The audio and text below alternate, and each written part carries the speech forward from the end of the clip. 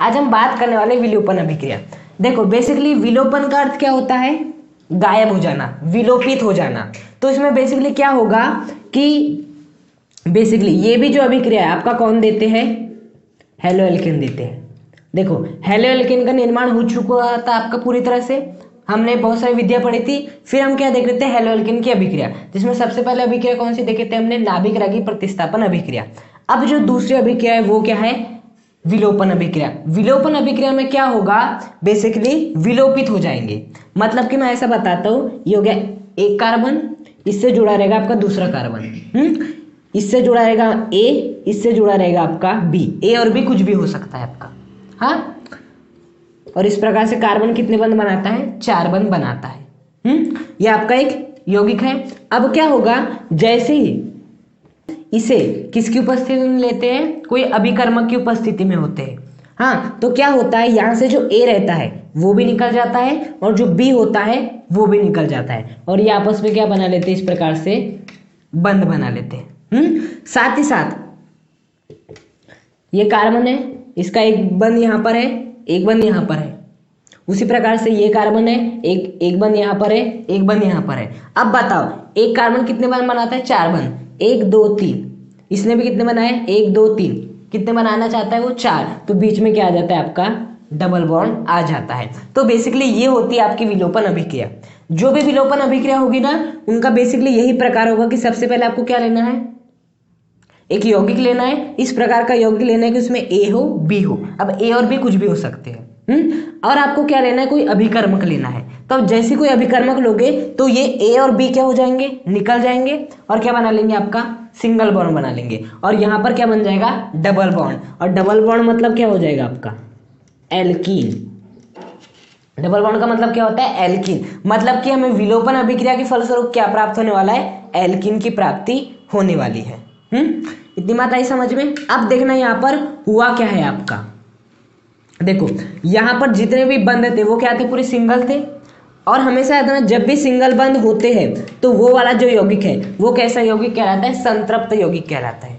कैसा यौगिक कहलाता है? संतृप्त यौगिक कहलाता है। लेकिन जब आपका डबल बॉन्ड बन जाता है तो इस प्रकार के यौगिक को क्या कहते हैं? असंतृप्त यौगिक कहते हैं। कैसे यौगिक कहते हैं? असंतृप्त यौगिक कहते हैं। तो क्या हो रहा है? संतृप्त यौगिक से क्या बन रहा है आपका? असंतृप्त यौगिक बन रहा है। तो यहाँ पर आप स्पेशल पॉइंट लिख सकते हो कि विलोपन अभिक्रिया में आप संतृप्तता से असंतृप्तता की ओर जाते हैं, हाँ। संतृप्तता से असंतृप्तता की ओर जाते हैं। बेसिकली ये हो गया पहला पॉइंट। दूसरा पॉइंट ये है कि ये जो आपकी अभिक्रिया होती है वो कैसी होती है? ऊष्माशोषी अभिक्रिया होती है। ऊष्माशोषी अभिक्रिया का मतलब हमें बाहर से ऊष्मा देनी पड़ेगी। इस अभिक्रिया को मतलब विलोपन अभिक्रिया को यदि हमें करवाना है तो बाहर से क्या देनी पड़ेगी? ऊष्मा देनी पड़ेगी। इसलिए ऊष्माशोषी, जो ऊष्मा को शोषित करे। तीसरी मेन बात ये है यहाँ पर देखना कि यहाँ पर जितने बंध क्या है? सिंगल बॉन्ड है। अब सिंगल बॉन्ड है मतलब कि कौन सा बंध बन रहा है आपका? सिग्मा बंध। लेकिन यहाँ पर आपका एक सिग्मा भी है और एक आपका पाई भी है। एक सिग्मा भी है और आपका पाई भी है। तो क्या हो रहा है? सिग्मा बंध से किसका निर्माण हो रहा है? सिग्मा बंध का भी निर्माण हो रहा है और पाई बंध का भी निर्माण हो रहा है। यहाँ पर केवल सिग्मा बंध था, यहाँ पर सिग्मा बंध भी है, पाई बंध भी है। अब एक बात याद रखना, सिग्मा बंध क्या होता है? अधिक स्थायी होता है। किससे? पाई बंध से। सिग्मा बंध अधिक स्थायी होता है पाई बंध से। मतलब हम क्या हो रहा है? ये वाला यौगिक अपने आप में क्या था? स्थायी था। लेकिन स्थायी से क्या हो रहा है? अभी यौगिक आपका अस्थायी हो रहा है ना। मतलब कि यौगिक क्या हो रहा है? स्थायी से अस्थायी की ओर जा रहा है,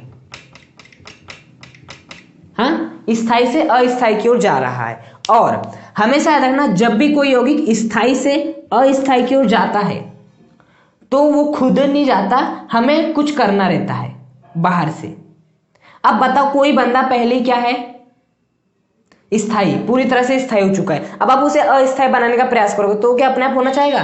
कभी नहीं होना चाहेगा। तो वैसे यहाँ पर भी यही तो रहा है, सिग्मा बंध बने थे मतलब ये यौगिक अपने आप में स्थायी था। लेकिन जैसे हमने कोई अभिकर्मक लिए तो ये अस्थायी होगा क्योंकि पाई बंध का भी निर्माण हुआ। तो एक प्रकार से यौगिक स्थायी से अस्थायी की ओर जा रहा है। मतलब और ऐसा तभी होता है जब हम बाहर से कुछ प्रयास करते हैं। और वो प्रयास क्या किए? हमने ऊष्मा देने का प्रयास किए, साथ ही साथ हमने अभिकर्मक लिए। मतलब ये आपका कैसा प्रक्रम हो गया?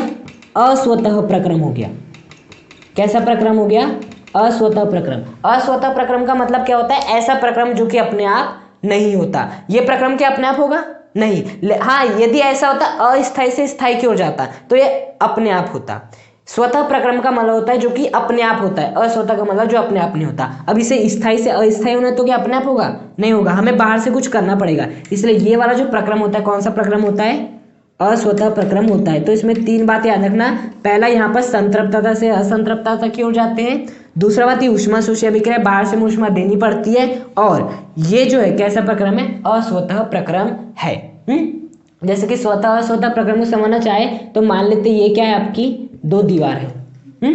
अब यहाँ पर क्या और यहाँ पर क्या भरी है? बहुत सारी वायु भरी है और यहाँ पर एक भी वायु नहीं। जैसे यहाँ पर छिद्र हो जाएगा तो पूरी वायु कहाँ जाएगी? यहाँ पर आ जाएगी। और बेसिकली जब तक इस कमरे में हवा समान नहीं हो जाती, जब तक उस कमरे में हवा समान नहीं हो जाती, मतलब यहाँ पे यदि 2 लीटर हवा हो तो यहाँ पर पहले कितनी थी? चलो मान लेते हैं यहाँ पर पहले कितनी थी? 6 लीटर थी। और यहाँ पर आपकी 1 भी लीटर गैस नहीं थी। अब आपने जैसे ही खोलोगे तो क्या होगा? पूरी की पूरी गैस नहीं आ जाएगी, उतनी गैस जाएगी ताकि यहाँ पर और यहाँ पर गैस की मात्रा समान हो जाए। तो यहाँ पर भी कितनी हो जाएगी? 3 लीटर और यहाँ पर भी क्या हो जाएगी? 3 लीटर हो जाएगी। तो बताओ, ये वाले प्रक्रम के लिए हमें कुछ करना पड़ा? नहीं करना पड़ा, बस हमें थोड़ी सी दीवार खोलनी थी और जैसे खोल गई तो अपने आप चले गए। लेकिन यदि पुनः मुझे यहाँ की जितनी भी हवा जो कि 3 लीटर इसे यहाँ लाना है तो मुझे बाहर से प्रयास करना होगा, अपने आप नहीं जाएगी। क्योंकि सामान्य सा सिद्धांत है कि कोई भी चीज अधिक से कम की ओर जाती है तो अपने आप हो जाएगी। यहाँ पर बहुत ही कम है, यहाँ पर बहुत अधिक तो अपने आप चले गए। लेकिन अब तो ये बराबर हो चुके ना, कौन अधिक कौन ज्यादा, सब बराबर है। तो यदि हमें फिर भी इससे यहाँ पे लाना होगा तो हमें बाहर से कुछ प्रयास करना पड़ेगा। तो स्वतः प्रक्रम जो अपने आप हो जाए, अस्वतः प्रक्रम यानी जिससे करने के लिए हमें कुछ प्रयास करना पड़े। तो ये कैसा प्रक्रम है? आपका अस्वतः प्रक्रम। तो विलोपन अभिक्रिया में आपका ए और बी का विलोपन होता है। देखो ये गायब हो गया यौगिक से और किसका निर्माण हो गया? एल्किन का निर्माण हो गया। अब जो आपकी विलोपन अभिक्रिया है वो भी किसके आधार पे? अभिक्रिया के आधार पे। किसके आधार पे? अभिक्रिया के आधार पे। कितनी प्रकार की होती है? 3 प्रकार की होती है। कितनी प्रकार की होती है? 3 प्रकार की। सबसे पहले क्या होती है आपकी?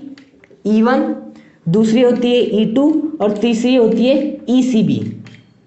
क्या होती है तीसरी? ECB। हाँ, अब समझना, बेसिकली जो विलोपन अभिक्रिया है ना, इसे कहते हैं एलिमिनेशन रिएक्शन। एलिमिनेशन का E, मतलब कि जो आपके विलोपन अभिक्रिया बेसिकली उसे E से रिप्रेजेंट करते हैं। इसी के आधार पे नाम दिए E1, E2, ECB। अब बताओ E1 का मतलब क्या होगा? एक अणुक विलोपन अभिक्रिया। E2 का मतलब क्या होगा? द्विअणुक विलोपन अभिक्रिया। ECB का मतलब क्या होगा? देखना, देखो C का मतलब होता है कॉन्जुगेट। C का मतलब क्या होता है? कॉन्जुगेट। और कॉन्जुगेट का मतलब होता है संयुग्मी। और B का मतलब क्या होता है? बेस। बेस मतलब क्षार। तो ये क्या होगी? संयुग्मी क्षार विलोपन अभिक्रिया। तो 3 अभिक्रिया समझ में आई? E1, E2 और ECB। अब बेसिकली सबसे पहले हम तीनों को एक साथ समझेंगे और फिर बारी बारी से E1 को भी देखेंगे, E2 को भी देखेंगे और ECB को भी देखेंगे। तो देखो तीनों में होगा क्या। सबसे पहले यदि मैं बात करूं तो E1 में करना क्या है वो जान लो। हमें E1 में आपको करना क्या है कि आपको सबसे पहले यौगिक लेना है। इस प्रकार से यहां हम क्या जोड़ते थे? आपका A और B जोड़ते थे A और B। अब यहां पर हमें B के स्थान पे क्या जोड़ना है? X। या तो आप A के स्थान पे X जोड़ दो या B के स्थान पे X जोड़ दो। और जो A है उसके स्थान पे क्या आने वाला है? आपका हाइड्रोजन आने वाला है। क्या आने वाला है? आपका हाइड्रोजन आने वाला है। हाँ, अब यहाँ पर देखो सबसे पहले क्या होगा? यहाँ पर हम कोई अभिकर्मक लेंगे। तो सबसे पहले जो आपका X है वो किसके रूप में निकल जाएगा? X माइनस के रूप में निकल जाएगा। किसके रूप में निकल जाएगा? X माइनस के रूप में निकल जाएगा। ये वाला X जो यहाँ के दोनों इलेक्ट्रॉन ले लेगा और X माइनस के रूप में निकल जाएगा। तो यहाँ क्या बनने वाला है? C। इस प्रकार से आपका ये नीचे रहेगा H, ये C, ये। अब बताओ इससे इस कार्बन से इलेक्ट्रॉन क्या गए हैं? दूर गए हैं। तो यहाँ पर क्या आ जाएगा? आपका पॉजिटिव चार्ज आ जाएगा। कौन सा चार्ज आ जाएगा? पॉजिटिव चार्ज आ जाएगा। तो क्या हुआ? कार्बोधनायन का निर्माण हो गया। कार्बोधनायन का निर्माण हो गया। अब अगले स्टेप में क्या होगा? ये जो H है वो भी निकल जाएगा। वो भी H किस रूप में निकलेगा? ये जो H है दोनों इलेक्ट्रॉन किसे दे देगा? इसे दे देगा। H जो है दोनों इलेक्ट्रॉन इसे दे देगा। तो वो खुद किसके रूप में निकल जाएगा, H+ के रूप में निकल जाएगा और आपका क्या बन जाएगा, C, ये बॉन्ड, ये वाला बॉन्ड, ये वाला बॉन्ड, इसके ऊपर क्या था प्लस। लेकिन जैसे ही इसने इसको क्या दिया, इलेक्ट्रॉन दिया, तो उसने दोनों इलेक्ट्रॉनों को यहाँ पर रख दिया और बंद बना लिया। क्या कर लिया, बंद बना लिया। और इस प्रकार से आपका देखो इसके 4 बंद नहीं बने थे, 1 2 3 4, 1 2 3 4, तो यहाँ पर भी एक बंद आ जाएगा, हाँ यहाँ पर भी एक बंद आ जाएगा। अब इसके बंद गिनो 1 2 3 4, 1 2 3 4, बंद का निर्माण हो गया। और किसका निर्माण हुआ है, एल्किन का निर्माण हुआ है। मतलब कि ये अभिक्रिया क्या होती है, जो आपका A और B रहता है वो आपका निकलता है। देखो आपका A भी निकल गया H और आपका B भी निकल गया, और ये जो है ना H और X आपस में मिलके क्या बना लेते हैं, HX बना लेते हैं। अब चाहे तो X के स्थान पे Cl होता है तो HCl बन जाएगा, Cl के स्थान पे Br होता है तो HBr बन जाएगा। तो यही तो हुआ है आपका A और B निकला है, साथ ही साथ किसका निर्माण हुआ है, एल्कीन। बस तरीका क्या है इसमें, सबसे पहले क्या निकलेगा, यदि आपका X निकलता है कार्बोधन का निर्माण होता है, और फिर यदि आपका H निकलता है तो इस प्रकार जो आपकी विलोपन अभिक्रिया होती है उसे कहते हैं एक अणुक विलोपन अभिक्रिया। आई बात समझ में। अब बेसिकली यदि हम बात करते हैं E2 की, E2 में क्या होगा वो देखेंगे। देखो बेसिकली E2 में ना सीधे सीधे ये हो जाएगा कि जो H रहेंगे और जो X रहेंगे वो एक साथ निकल जाएंगे, H और X एक साथ निकल जाएंगे यदि हम कोई अभिकर्मक लेते हैं तो। जैसे हम कोई अभिकर्मक लेंगे ना तो आपका H और X सीधे निकल जाएंगे, सीधे निकल जाएंगे तो क्या बन जाएगा आपका, यहाँ पे हो जाएगा डबल बॉन्ड, और जो HX है वो आपस में क्या बना लेंगे, बंद बना लेंगे। तो सीधे किसका निर्माण हो जाएगा, आपके एल्किन का निर्माण हो जाएगा। तो ये अभिक्रिया क्या कहलाएगी, आपकी E2 अभिक्रिया। मतलब यदि H और X सीधे निकल जाए एक साथ तो ये वाली अभिक्रिया क्या कहलाएगी, आपकी E2 अभिक्रिया कहलाएगी। अब बेसिकली बात आती है ECB की।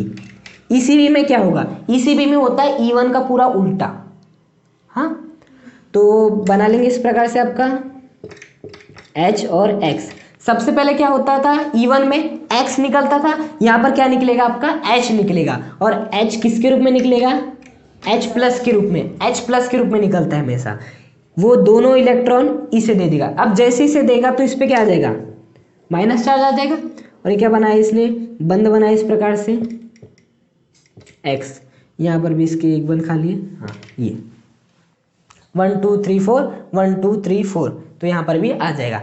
अब अगले स्टेप में क्या हो जाएगा, ये जो आपका X है वो किसके रूप में निकल जाएगा, X- के रूप में निकल जाएगा। मतलब यहाँ के दोनों इलेक्ट्रॉन को कौन ले जाएगा, आपका ये ले जाएगा, और खुद किसके रूप में निकल जाएगा, X- के रूप में निकल जाएगा, -X- के रूप में निकल जाएगा। तब क्या हो जाएगा C आपका C, और ये आपका इस प्रकार से, हाँ, और ये जो आपका माइनस है वो कहाँ पे आ जाएगा, यहाँ पे आ जाएगा। तो देखो किसका निर्माण हो गया, आपके एल्किन का निर्माण हो गया, जो कि होना था। साथ ही साथ ये वाला H और X आपस में क्या कर लेंगे, अभिक्रिया कर लेंगे। तो देखा विलोपन अभिक्रिया में हो क्या रहा है, A और B निकल रहे हैं, आपस में जुड़ रहे हैं, यहाँ पर भी जुड़ा, E1 में भी जुड़ा, और आपके किसका निर्माण हो रहा है, एल्किन का निर्माण हो रहा है। बस तरीका अलग है। E1 में सबसे पहले X निकलता है, फिर H निकलता है। E2 में H और X एक साथ निकलते हैं। और जब आपका ECB होता है उसमें क्या होता है, सबसे पहले H निकलता है H+ के रूप में, और फिर X निकलता है X- के रूप में। तो ये हो गया आपकी विलोपन अभिक्रिया क्या होती है और बेसिकली इसके प्रकार। अब हम E1, E2, ECB को अलग अलग पढ़ेंगे अभिक्रिया सहित।